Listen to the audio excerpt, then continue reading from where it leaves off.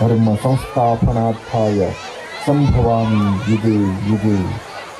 ವಿಶ್ವಕಂಡ ಮಹಾನ್ ಸಂತ, ಆಧ್ಯಾತ್ಮದ ಸಾರವನ್ನು ಉಣಬಡಿಸಿದ ಆಧ್ಯಾತ್ಮ ವಿಹಾರಿ, ನರನುಡಿಯಿಂದಲೇ ಸರ್ವ ಜನರ ಹೃನ್ಮನಗಳಲ್ಲಿ ನೆಲೆಸಿರುವ ಸರಳ ಸಜ್ಜನಿಕೆಯ ಸಾಕಾರ ಮೂರ್ತಿ, ಜ್ಞಾನದ ಬೆಳಕನ್ನು ಎಲ್ಲೆಡೆ ಪಸರಿಸಿದ ಜ್ಞಾನಯೋಗಿ, ತಮ್ಮ ಪ್ರವಚನಗಳಿಂದಲೇ ಎಷ್ಟೋ ಜನರ ಬದುಕಿಗೆ ಸ್ಫೂರ್ತಿಯ ಸೆಲೆಯಾದ ಮಹಾನ್ ಮಾನವತಾವಾದಿ, ಇಹಪರದ ಭೋಗಗಳನ್ನು ಮೀರಿ ನಿಂತ ವಿಶ್ವಗುರು, ನಿಸರ್ಗ ಪ್ರೇಮಿ, ಶತಮಾನದ ಸಂತ, ನಡೆದಾಡುವ ದೇವರು, ಕಾಯಕ ಯೋಗಿ, ಯುಗ ಪುರುಷ, ಪದ್ಮ ಮೀರಿದ ಅನುಭಾವಿ, ಶಬ್ದ ಸಂಪತ್ತಿಗೂ ನಿಲುಕದ ವರ್ಣನಾತೀತ ಸಂತ, ಎರಡನೇ ಸ್ವಾಮಿ ವಿವೇಕಾನಂದರೆಂದೇ ಪ್ರಸಿದ್ಧಿಯಾಗಿರುವ ಪರಮಪೂಜ್ಯ ಶ್ರೀ ಶ್ರೀ ಶ್ರೀ ಸಿದ್ದೇಶ್ವರ ಮಹಾಸ್ವಾಮಿಗಳವರ ಪಾದಕಮಲಗಳಿಗೆ ಈ ನೃತ್ಯ ರೂಪ ಅರ್ಪಣೆ.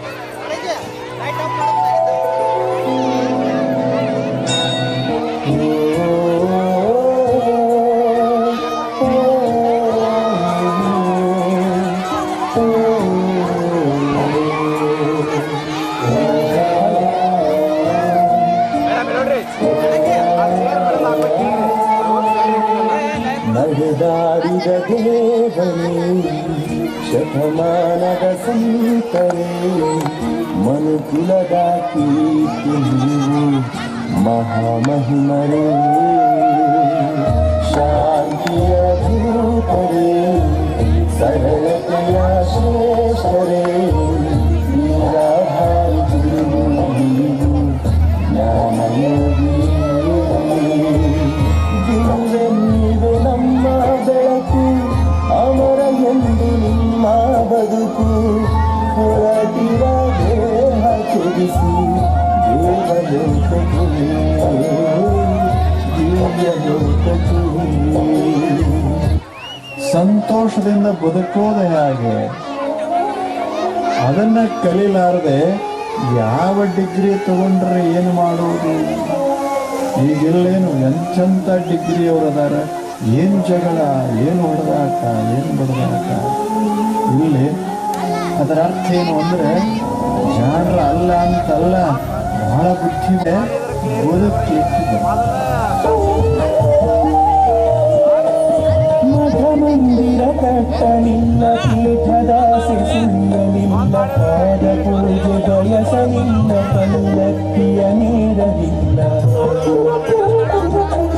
ಸರಳತೆಯ ಸಾಕಾರ ಸಿದ್ದೇಶ್ವರ ಗುರುವೇ, ಸರಳತೆಯ ಸಾಕಾರ ಸಿದ್ದೇಶ್ವರ ಗುರುವೇ, ಸರ್ವ ಸಂಘ ಪರಿತ್ಯಾಗಿ ಸಿದ್ದೇಶ್ವರ ಗುರುವೇ, ಸರ್ವ ಸಂಘ ಪರಿತ್ಯಾಗಿ ಸಿದ್ದೇಶ್ವರ ಗುರುವೇ, ಶರಣೆಂಬ ಶರಣ ಯೋಗಿ ಸಿದ್ದೇಶ್ವರ ಗುರುವೇ, ವಿರಳಾಗಿ ವಿರಳ ಯೋಗಿ ಸಿದ್ದೇಶ್ವರ ಗುರುವೇ, ವಿರಳಾಗಿ ವಿರಳ ಯೋಗಿ ಸಿದ್ದೇಶ್ವರ ಗುರುವೇ.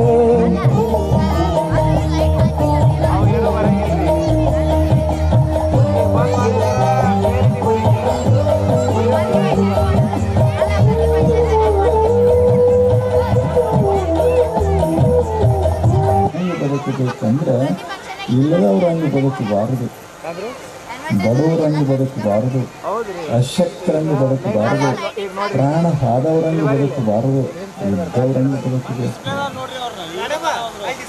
ಬದುಕುವುದು ಅಂದಾಗ ಸತ್ತು ಯಾಕೆ ಬದುಕಬೇಕು?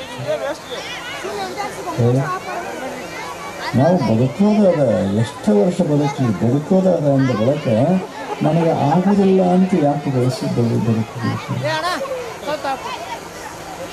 ಹೆಂಗೆ ಬದುಕಿರಬೇಕು? ಮರಣ ಸಹಿತ ಸಮೀಪ ಸೋಯಾಕ ಹೋಗ್ಲೂಡ ಇನ್ನೊಂದಿಷ್ಟು ದಿವಸ ಅಂದಿರಬೇಕು. ಹಂಗೆ ಬದುಕಬೇಕು, ಅಷ್ಟು ಪ್ರಸನ್ನ.